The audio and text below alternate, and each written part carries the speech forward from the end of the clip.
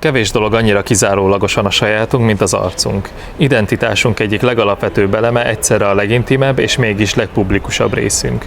Testünknek ezen felületét szinte sosem fedjük el, még a köztérbe lépve sem. Látszólag tehát kötelességünk beazonosíthatónak lenni, ha megjelenünk valahol. Szeretettel köszöntök mindenkit itt a Trapéz Galériában, Bíró Dávid vagyok, és ez a Do You Accept Cookies című egyéni kiállításom. Néhány évvel ezelőtt elkezdett engem érdekelni, hogy a technológia milyen befolyással van a gondolkodásmódunkra, illetve a mindennapjainkra.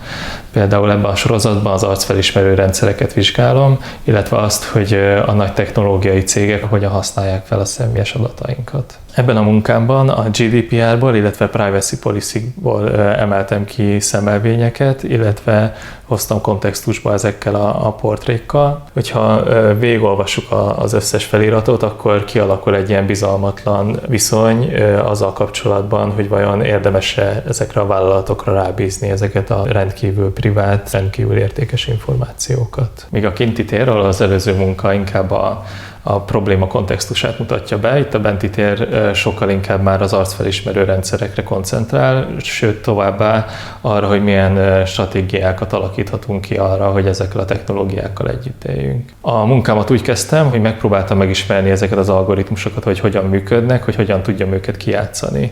Itt a falakon láthatóak ezek a mintázatok, amik a rendszereknek egy alapvető képi referenciája, ezek alapján ismeri fel az arcot. A műteremben különböző kompozíciókat hoztam létre, amiket a telefonom, illetve a kamerám kijelzőjén keresztül vizsgáltam.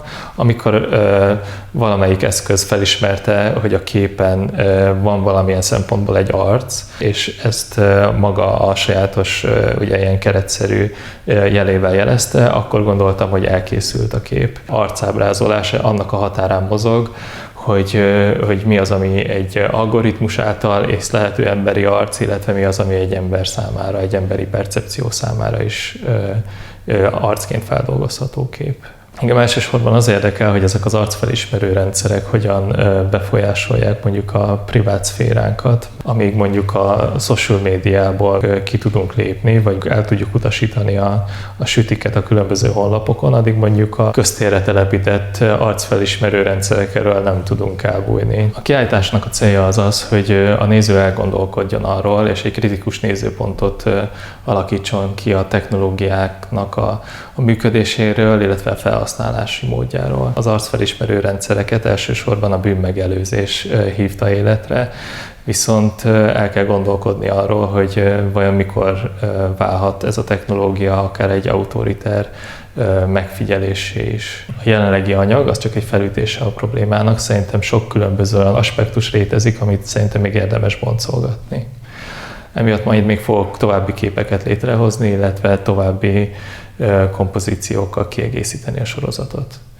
Köszönöm szépen a figyelmet, és hogyha van kedvetek és időtök, akkor nézzétek meg élőben is a kiállítást.